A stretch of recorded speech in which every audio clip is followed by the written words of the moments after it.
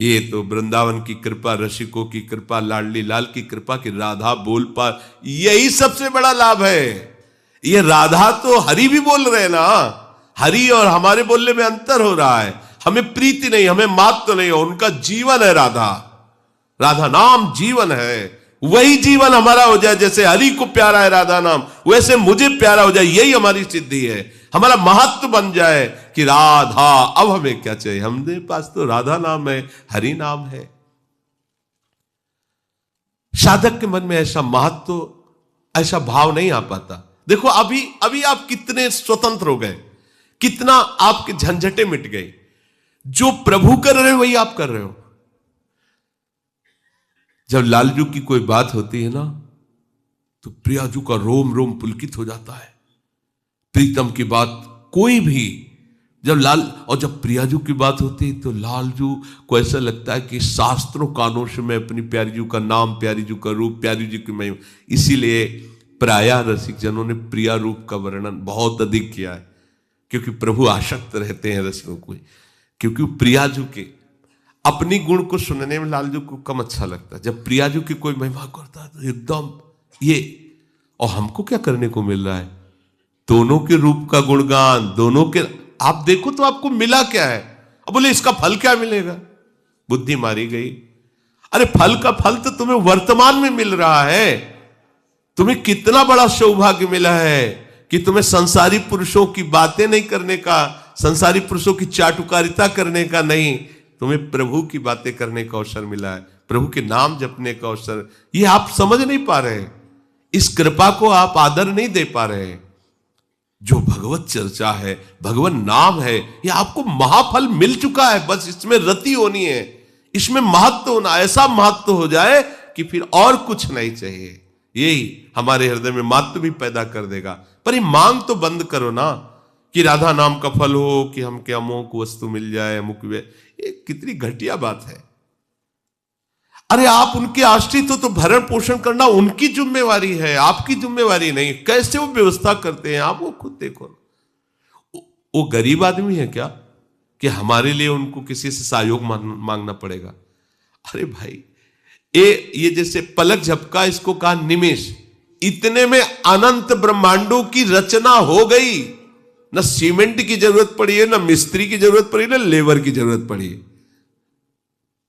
वो मालिक हमारे अगर हमको ऐसी गरीबी से या कष्ट से रख रहे, मांगने की जरूरत नहीं, क्योंकि हमको वो कुछ प्रदान करना चाहते हैं, स्थिति प्रदान करना चाहते हैं।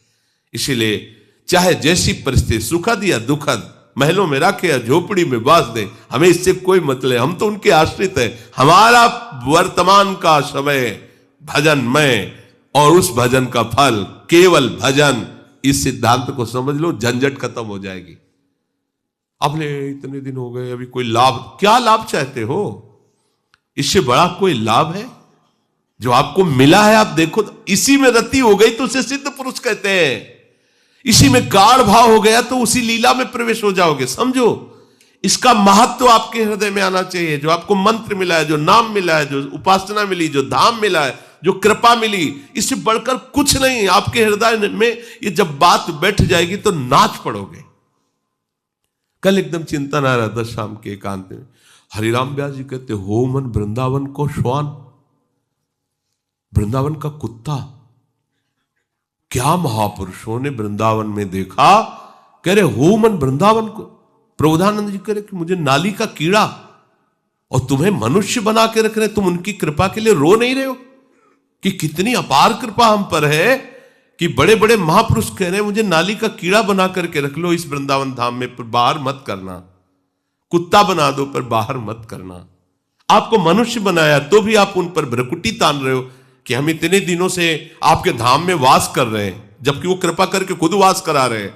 हम इतने दिनों से नाम जप कर रहे हैं, जबकि वो कृपा करके नाम के रूप में तुम्हारी जिह्वा पे स्फुरित हो रहे हैं, और तुम उन्हीं को भ्रकुटी दिखा रहे हो, तान रहे हो कि क्या मिला? इतने दिन से सब कुछ छोड़ करके वृंदावन वास करे, नाम जप, मुझे मिला क्या? आप उन्हीं प्रभु के ऊपर भ्रकुटी तान रहे हो जो वात्सल्य समुद्र कृपा करते जा रहे हो। आप कृपा का अनादर करते जा रहे हैं। जिस महामहिम धाम में आपको वास दिया, तुम्हारी कहीं भाग्य रेखा में कहीं नहीं है। जचवा लो किसी वो जो ज्योतिष करने वाले उनसे जचवा लो, कुंडली बनवा के देख लो, कहीं नहीं लिखा होगा कि तुम धाम वास करोगे। ये तो महारानी जी की मंद मंद वो कृपा भीनी दृष्टि का परिणाम है कि हमें वृंदावन धाम मिल गया है। अब महत्व क्यों नहीं हो रहा? बस महत्व हो जाए, यही तो सिद्धावस्था है। आप समझो सिद्धावस्था का मतलब क्या है? धाम में महत्व, नाम में महत्व, रूप में महत्व, लीला में महत्व, खत्म, सब खत्म। महत्व हो जाए, अभी सिद्ध हो गए। और भी तो सब बोलते हैं भगवत नाम, पर जब प्रेमी महापुरुष राधा हो, अगर कोई राधा बोल रहा है ना, देखो ना, ये सिद्ध महापुरुष के वचन है, जो हरिवंश को नाम सुनावे तन मन प्राण तासु बलिया। श्री हरिवंश, अच्छा, तो उनको इतना आनंद मिला कि वो कह रहे तन मन प्राण, मैं न्यौछावर करता हूं उसके ऊपर अपना शरीर, अपना मन, अपना प्राण। जिसने एक बार हरिवंश नाम सुना है, क्या हुआ? हरिवंश नाम की सिद्धि हो गई। अब वो महत्व को समझे, जो हरिवंश को नाम सुनावे तन मन प्राण तासु बलिया। गोस्वामी जी, तुलसी जाके मुख से धोखे निकसत राम। क्यों? क्योंकि अब राम नाम का स्वरूप उनके हृदय में प्रकाश है। बोले ताके पग की पग तलियो मोरे तनु को चा। वो इतना महान पावन हो गया। हुआ क्या? नाम का रस मिल गया, नाम में महत्व हो गया। भाई समझो, हमें और कुछ नहीं चाहना, नाम इतना प्राण प्यारा लगे, इतना महत्व नाम में हो जाए कि नाम चल रहा है, बस यही बड़ी बात है। हे नाथ, नरक में रखना पर नाम न छूटने पावे। ये जो अपने संध्या के समय विनय में गाते हैं, इस तो बिसरी हो ना बिसारी हो, बस यही सबसे बड़ी बात है। बिसरी हो ना बिसारी हो, यही दान मोहि देव, श्री हरिवंश के लाडिले मोहि अपनी कर लियो। उपासक के मन में स्वाभाविक ऐसा विचार आना चाहिए कि हजारों नहीं अनेकों जन्म हो गए विषयों के लिए, अनेकों जन्म खो दिए विषयों में, सब के सब बिल्कुल बेकार जन्म चले गए, कोई लाभ नहीं मिला। अनेकों बार स्वर्ग गया, अनेकों बार नरक गया, अनेकों बार मृत्युलोक में आया, सब बेकार गया। अब की बार बेकार नहीं जाने देंगे। राधा राधा, ये बेकार नहीं जाने देगा। इस जन्म का सारा समय, सारी की सारी आयु, सारी की सारी सामर्थ्य केवल भजन में लगा देंगे, केवल भजन में। उसके लिए कुछ दुर्लभ नहीं, कुछ दुर्लभ नहीं। 5 वर्ष के बालक ने ठान लिया कि मैं ऐसा पद प्राप्त करूंगा कि मेरे पिता उत्तानपाद जिस सिंहासन में बैठे इनको भी ना मिला हो और इनके पिता को भी ना मिला हो। नहीं मिला, स्वयं भूमन को भी वो पद नहीं मिला। 5 वर्ष का बालक निष्ठा लेके निकला, देवर्षि नारद जी जैसे समर्थ गुरु मिले। कहां जा रहा है? मैं जानता हूं कि तुम अपने पिता के गोद पर बैठने को नहीं पाए हो, मां ने तुम्हें ऐसा, बच्चे हो अभी, तुम्हारी बुद्धि ऐसी हो सकती। चलो मैं अभी आदेश करूंगा, मेरे आदेश का पालन महाराज उत्तानपाद करेंगे, तुम्हें अभी उस सिंहासन का अधिकार प्राप्त हो जाएगा।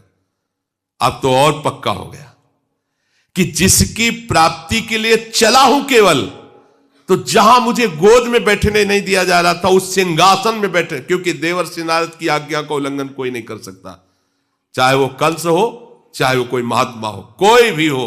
दुष्ट से दुष्ट स्वभाव वाला भी झुककर देवर्षि नारद, ये ऐसे महात्मा है, कहीं भी किसी के भी दरबार में जाए सब जगह आदर, कोई इनका अनादर नहीं कर सकता। क्योंकि ऐसी बात करते थे, उसको लगता था इनसे बड़ा हमारा हितैषी कोई है ही नहीं। ध्रुव जी को पता था कि ऐसे सामर्थ्यशाली महापुरुष हैं, मिथ्या का तो कहीं प्रवेश ही नहीं। अगर मेरे पिता से आदेश कर देंगे तो तुरंत सिंहासन मिल जाएगा। तो उनको सिंहासन की प्राप्ति का शब्द और दृढ़ कर दिया अपने मार्ग में। अभी तो चला हूं और मुझे वो राज सिंहासन जिसके कारण मैं निकाला गया, वो सिंहासन मुझे मिलने, अब तो छोड़ ही नहीं सकता। जिसके मार्ग में चलने पर यह मिल गया, उसकी प्राप्ति पे क्या होगा? भय दिखाया, बहुत से सिंह है, मच्छर है, सांप है, बिच्छी है, और दैत्य लोग भी घूमते हैं जो सीधे मनुष्य को खा जाते हैं, नरकाहार करने वाले। तुम ऐसे जंगल में जाकर कैसे भजन करो? कहा क्षत्रिय राजकुमार है, एक बार दृढ़ निश्चय किया तो प्राण चाहे निकल जाए, कदम पीछे नहीं जाएंगे। चेला पक्का, तत्काल गुरु मंत्र दे दिया, जाओ। 6 महीने में भगवान भाग के आए, भाग के अपनी प्राणवायु बंद कर दी, तो संपूर्ण ब्रह्मांड की प्राणवायु बंद हो गई। भागना पड़ा भगवान को, भाग के आए, जैसे मां भाग के अपने बच्चे के पास आती है। निहाल कर दिया। हमारी आयु, हमारा समय, हमारी सामर्थ्य भजन के लिए है। बहुत जन्म संसार के लिए दे, अब ये भजन के लिए, केवल भजन के लिए। कोई समस्या नहीं, कोई प्रश्न नहीं, कोई मांग नहीं। राधा राधा राधा, हमारे अंदर ये हो रहा है, उनके अंदर वो हो रहा है, वो ऐसा कर रहे हैं, हमें दुनिया से मतलब अब नहीं। राधा राधा राधा, क्या प्रश्न? साफ समाधान है। यही हमारा साधन, यही हमारी सिद्धि, यही हमारा साधन, यही हमारा साध्य। भजन ही हमारा जीवन है। तो अनिवीड़ चेतसा, वो योगारूढ़ महापुरुष उस तत्व को जान लेता, उस वस्तु को प्राप्त कर लेता है। अपने आप को इस मार्ग में लाने के लिए जो तैयारी चाहिए, इस स्थिति के लिए, वो ये तैयारी है। किसी भी स्थिति में मुझे भजन नहीं छोड़ना, भजन के लिए भजन करना है। मेरी गति क्या होगी, इस पर छोड़ दो। मेरी परिस्थिति क्या है, इसको भी छोड़ दो। मेरा निर्वाह कैसे होगा, इसको भी छोड़ दो। पता नहीं मैं चल पाऊं कि ना चल पाऊं, ये भी छोड़ दो। वो बहुत समर्थ है, पकड़ करके ले चलेंगे आपको। अभी इन सब बातों का चिंतन न करके राधा राधा चिंतन करना है, नाम चिंतन करना है।